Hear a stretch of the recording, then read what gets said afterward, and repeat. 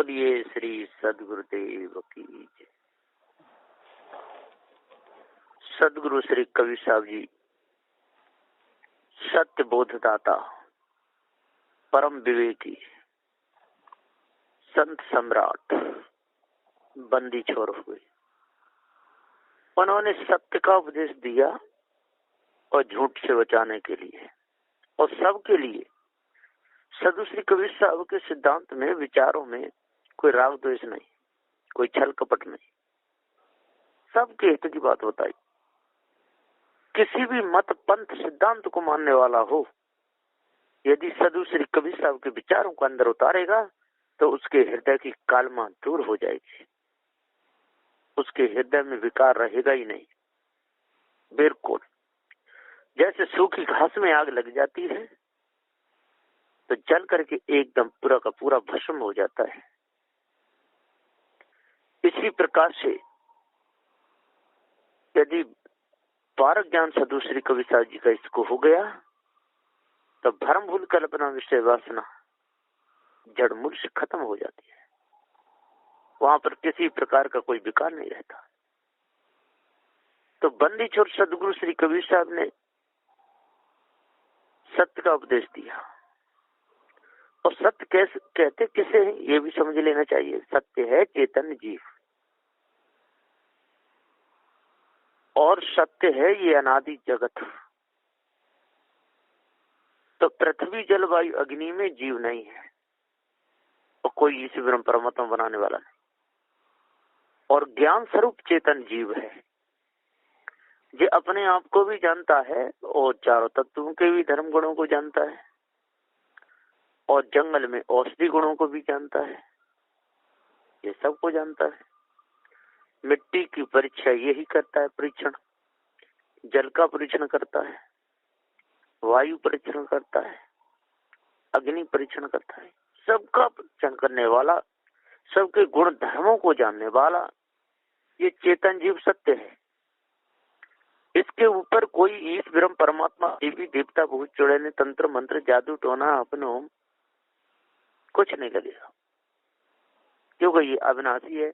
इसका कभी नाश नहीं होता। नाशमान सो ना रहे, अविनाशी न नसाए, तदा वह नाल रहे, महा स्थिरता पाए। हंस समाधि एक ही सदा निरंतर हो, इनते जो विचले नहीं, लेव परख पर सोए। जो अपने आप से नहीं विचलता है, जो अपने आप में स्थिर रहता है, जो धोखे से जो निकल आता है, इस ब्रह्म परमात्मा की जो कल्पना जो झूठी मान रखी है, इसको जो त्याग देता है, इसमें कभी नहीं फंसता। और चोरी कभी करता नहीं, हिंसा कभी करता नहीं, विचार में कभी फंसता नहीं। इस ब्रह्म परमात्मा की कल्पना जिसके अंदर से निकल गई वो वास्तव में मनुष्य है। और यदि ऐसा नहीं किया तो पशु में और उस मनुष्य में कोई कमी नहीं। बच्चे पैदा तो पशु पक्षी भी कर रहे हैं, अध्यास से उसमें खाने के कीड़े भी हो जाते हैं, और मनुष्य भी पैदा कर रहा है। पशुओं में मनुष्यों कोई अंतर नहीं। तो सदगुरुदेव जी पुकार के समझाते हुए कहते हैं कि यदि आज विवेक विचार से यदि काम हम लेंगे तो हमारा छुटकारा हो जाएगा। और यदि विवेक विचार से काम नहीं लिया, भैंसा बुद्धि से काम लिया, पशु बुद्धि से काम लिया, हम चेतन पूजा को छोड़ते चले गए, जड़ मानंदी में बहते चले गए, तो समझ लो हमने वो नहीं किया जो हमको करना चाहिए। और मुक्ति का बाजा बजाते रहे, मुक्ति के ढोल पीटते रहे, अरे उससे क्या होने वाला है? मुक्ति के कोई कितने भी ढोल पीटे, जब तक सर्व अध्यासों को तज करके न्यारा नहीं होगा तब तक मुक्ति नहीं होती है। जब तक सभी प्रकार के विकारों को तज करके अविनाशी चेतन जीव अपने आप को नहीं जानेगा, अष्टमहस्त उद्धार नहीं करेगा मनुष्य जन्म में आगे, तब तक मुक्ति नहीं होती है। मुक्ति कोई नींबू का शरबत नहीं है, तो शक्कर डाल के घोल करके पी जाओ। इसमें तो सर्व त्याग करना पड़ता है, सर्व मोह त्याग करना पड़ता है, सर्व लोभ त्याग करना पड़ता है, सर्व काम त्याग करना पड़ता है, क्रोध त्याग करना पड़ता है। हर समय विवेक विचार उठते बैठते चलते फिरते कहते सुनते। विवेक से काम लेना पड़ता है। यदि विवेक से काम नहीं लिया तो हम चार फल चार मुक्तियों के प्रलोभन में ही मारे जाएंगे, अष्ट सिद्धि नौ निधि में ही फंसे रहेंगे, 14 विद्वान के गुण गाते रहेंगे, पृथ्वी जलवायु अग्नि की पूजा करते रहेंगे, सूर्य चंद्र की पूजा करते करते अपने पूरे समय को बर्बाद कर दें। तो सदगुरुदेव जी हम पुकार के समझाते हुए कहते हैं कि हे भाई ज्ञानी विद्वानों, यदि आप लोग अपने आप को जान गए तो ठीक है, और नहीं तो पछता में जीवन बीतेगा। और जब ज्ञान हो जाता है, जब हृदय में पूर्ण विश्वास हो जाता है, मनुष्य जन्म में भरम भागता है, तो शिष्य अपने अपने अनुसार और गुरु के गुण गाते हैं, प्रार्थना भी करते हैं, भजन भी करते हैं, और आकर के पास में प्रार्थना भी करते हैं और कहते हैं मेरा मन सार कर देना, आपकी शरण में आया हूँ। मेरा मन सार कर देना, आपकी शरण में आया हूँ। दया की दृष्टि कर देना, आपके पास आया हूँ। हे गुरुदेव, मेरा मन सार कर देना, आपकी शरण आया। शिष्य प्रार्थना करता है और कहता है दया की दृष्टि कर देना, आपके पास आया, मैं आपकी शरण में आया। मैं भटका युगों से खाया, सार कुछ भी न पाया हूँ। मैं भटका युगों से खाया, सार कुछ भी न पाया हूँ। इसलिए पार होने को आपके द्वार आया हूँ। इसलिए पार होने को आपके द्वार आया हूँ। मैं भटका युगों से खाया, मैं अनादिकाल से भटका, खाता चला रहा, सार कुछ भी नहीं पाया, और कुछ भी सुई की नोक भर भी कोई सार नहीं पाया, कोई सुख नहीं पाया। तड़प तड़प करके मरा, पशु पक्षी उसमें खाने में गया, मनुष्य जन्म में आया, तब भी मुझे पार ज्ञान नहीं हो पाया। इसलिए पार होने को आपके द्वार आया। इसलिए मैं पार होने के लिए, बहुत से छूटने के लिए, विषय वासना के दाग मिटाने के लिए, काम क्रोध लोभ मोह आशा तृष्णा छल छिद्र कपट से बचने के लिए, इस ब्रह्म देवी देवता भूत चुड़ैल तंत्र मंत्र जादू टोना हवन होम से बचने के लिए, काम क्रोध लोभ मोह स्त्री पुत्र कुटुंब परिवार जात वर्ण, इस सब कचड़ा से बचने के लिए मैं आपके द्वार आया। मुझे अपनी शरण में लगाइए। चला है चक्र दुनिया में ईश और ब्रह्म का भारी, बचने को हे दयालु मैं आपके निकट आया हूँ। बचने को हे दयालु मैं आपके निकट आया हूँ। चला है चक्र दुनिया में ईश और ब्रह्म का भारी, इस सारे संसार में चक्र चल रहा है, इस दुनिया में चक्र चल रहा है। किसका? ईश और ब्रह्म का, अल्लाह और खुदा का। बहुत भारी चल रहा है। मंदिर गुरुद्वारे बनाए जा रहे हैं, मस्जिदें बनाई जा रही हैं, जीव को बुलाया भरमाया जा रहा है, अटकाया भटकाया जा रहा है।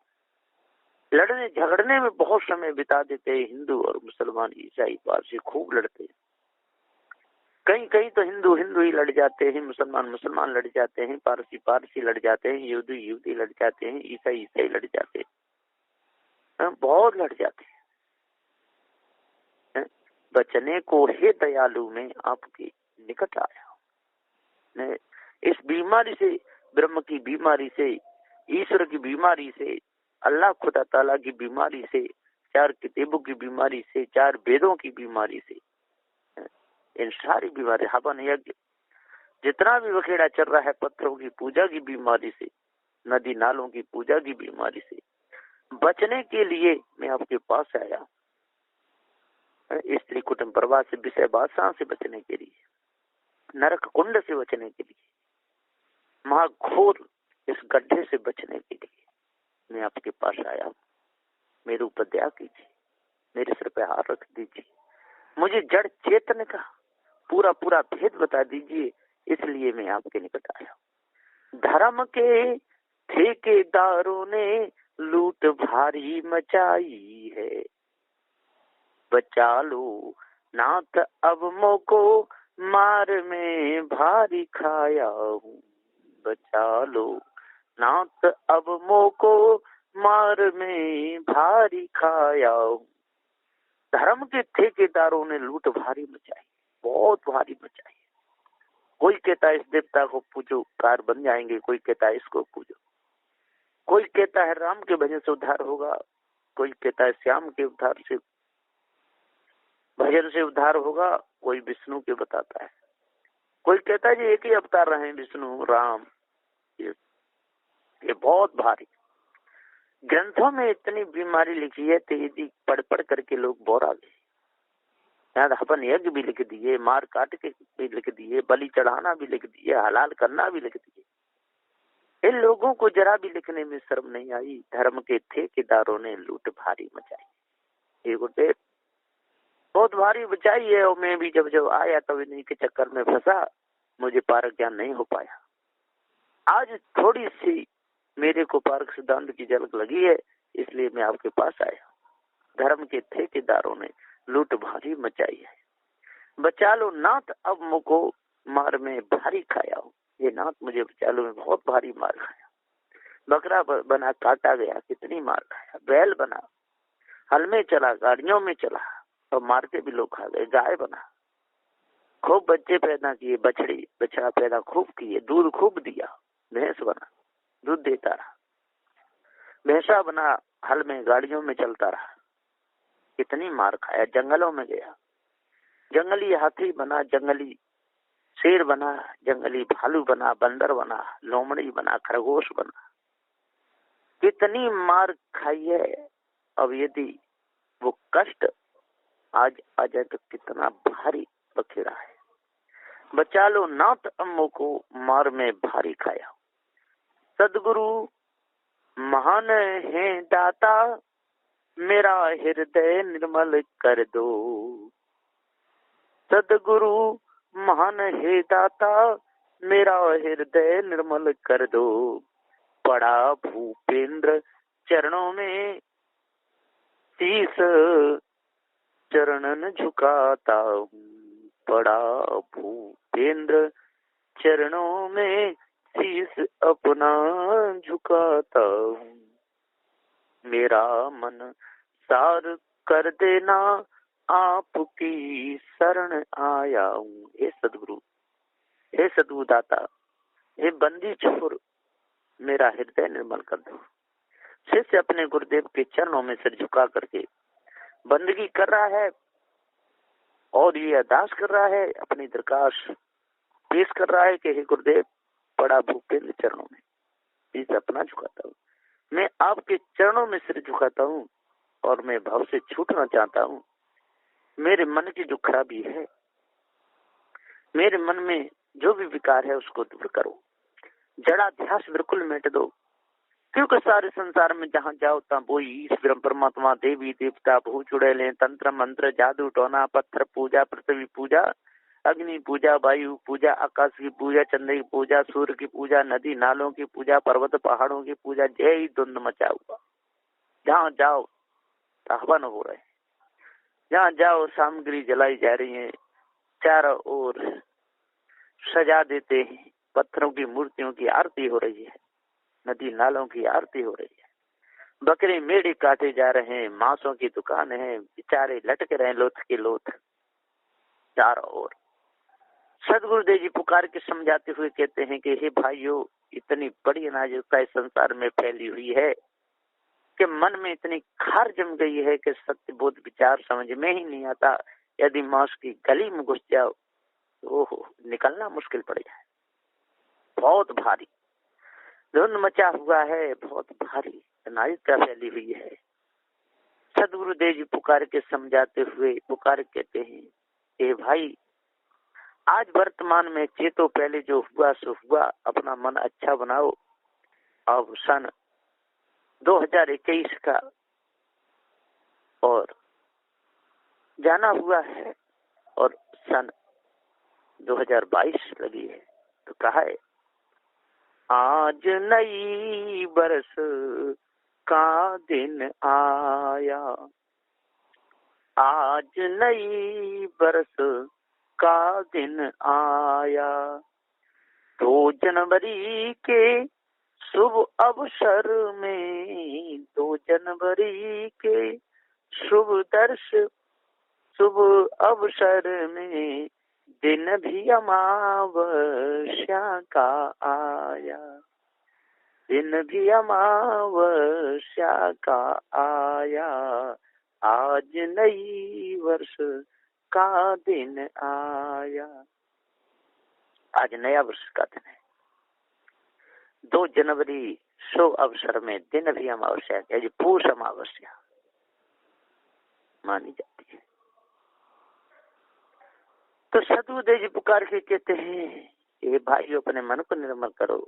इससे आगे कहता है, सन भी 2022 आई, हम सब ने अति खुशी मनाई, हम सब ने अति खुशी मनाई, संतन का दर्शन भी पाया, आज नई वर्ष का दिन आया, 2 जनवरी के शुभ अवसर में दिन भी अमावस्या का आया, हमको सदगुरु मिले हैं पारखी, हमको सदगुरु मिले हैं पारखी, अब ना संगति करें जार की, अब ना संगति करेंगे जार की, हृदय में सदगुण दर्शाया,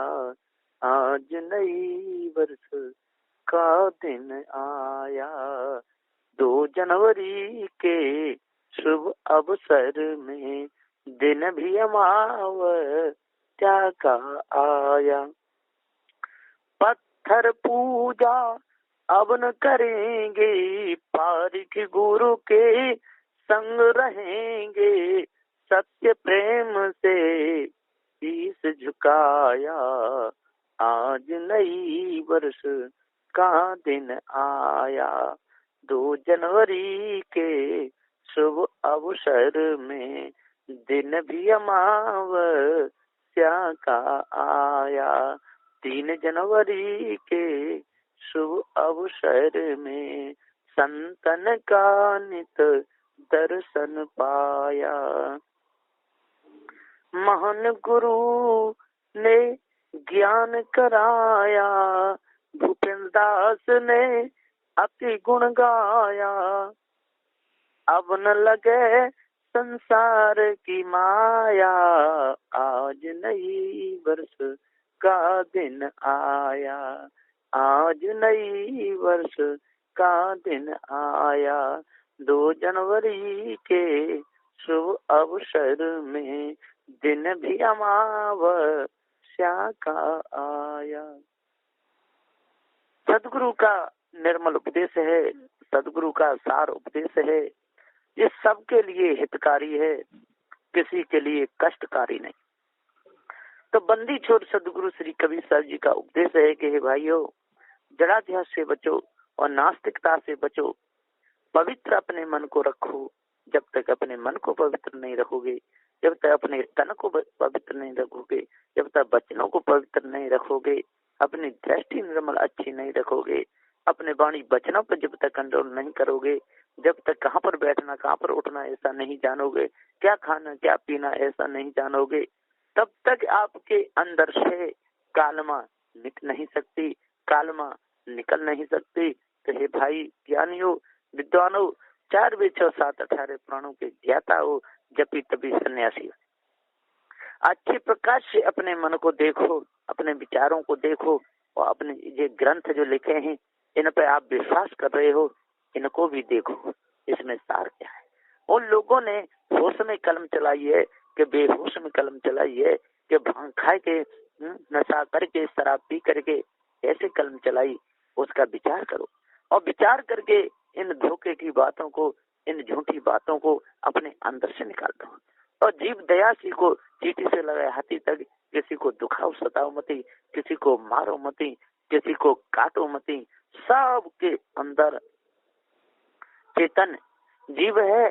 चेतन जीव एक नहीं अनेक हैं, और चेतन अविनाशी स्वयं भोला हुआ है। और जब इसकी भूल सुधर जाएगी, जब इसके सारे कारबार सुधर जाएंगे, इसको जड़ चेतन का ज्ञान हो जाएगा, तो सारी बीमारी अपने आप अलग होती चली जाएगी। इसलिए हे ज्ञानियों, हे विद्वानों, 4 वेद 7 18 पुराणों के ज्ञाता हो, अपने आप को जान लो और मूर्खता को तज दो, है ना। पशुपने को तज दो, है ना। जार पने को तज दो, जो विचारी बन गए उस विचारी पने को तज दो, मोही बन गया मोह पने को तज दो, है ना। काम क्रोध लोभ मोह पर विजय प्राप्त करो, अहंकार को जड़ मूल से दूर करो और ठंडे दिमाग से सोचो, तब पारख बोध होगा, जब चेतन का भेद समझ में आ जाएगा और सभी प्रकार की कालमा दूर हो जाएगी। बस इन्हीं वचनों के साथ मैं अपनी वाणी को विराम देता हूँ। बोलिए श्री सद्गुरुदेव की जय।